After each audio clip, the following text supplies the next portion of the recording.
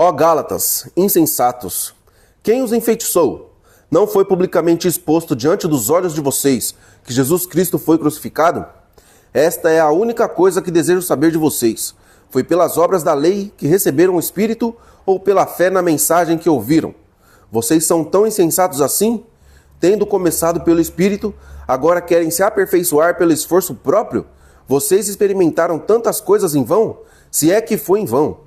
Aquele que dá o seu Espírito e faz milagres entre vocês, realiza essas coisas pela prática da lei ou pela fé na mensagem que ouviram? Assim foi com Abraão. Ele creu em Deus, e isso lhe foi atribuído como justiça. Saibam, portanto, que aqueles que têm fé é que são filhos de Abraão. Prevendo a Escritura que Deus justificaria os gentios pela fé, anunciou primeiro o Evangelho a Abraão. Por meio de vocês todas as nações serão abençoadas. Assim, os que são da fé são abençoados com Abraão, o homem de fé. Pois todos os que vivem na prática da lei estão debaixo de maldição, pois está escrito: maldito seja todo aquele que não persiste em praticar todas as coisas escritas no livro da lei. É evidente que diante de Deus ninguém é justificado pela lei, pois o justo viverá pela fé. A lei não se baseia na fé, mas o homem que praticar essas coisas viverá por meio delas. Cristo nos redimiu da maldição da lei quando se tornou maldição no nosso lugar, pois está escrito: maldito todo aquele que for pendurado em um madeiro. Isto para que, em Cristo Jesus, a bênção de Abraão chegasse também aos gentios, para que recebemos a promessa do Espírito por meio da fé. Irmãos, humanamente falando, como ninguém pode anular nem acrescentar algo a uma aliança humana que tenha sido ratificada, é assim nesse caso.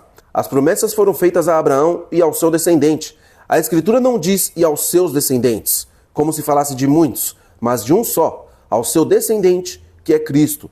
Agora, o que digo é, a lei, que veio 430 anos depois, não anula a aliança previamente estabelecida por Deus, de modo que invalide a promessa, pois se a herança depende da lei, já não depende da promessa.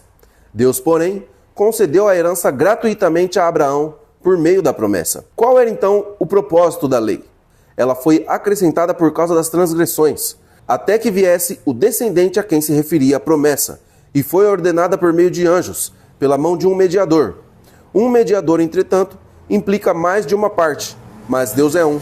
Então, a lei contraria as promessas de Deus? De maneira nenhuma, pois se tivesse sido dada uma lei que pudesse conceder vida, certamente a justiça viria da lei. Entretanto, a Escritura encerrou todas as coisas sob o controle do pecado, a fim de que a promessa, que é pela fé em Jesus Cristo, fosse dada aos que creem. Antes que viesse essa fé, estávamos sob a custódia da lei, nela aprisionados, até que a fé que haveria de vir fosse revelada.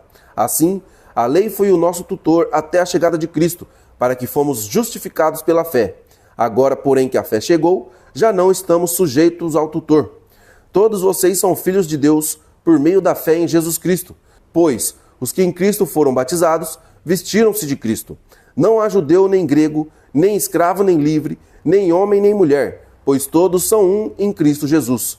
Se vocês são de Cristo, são descendência de Abraão e herdeiros segundo a promessa.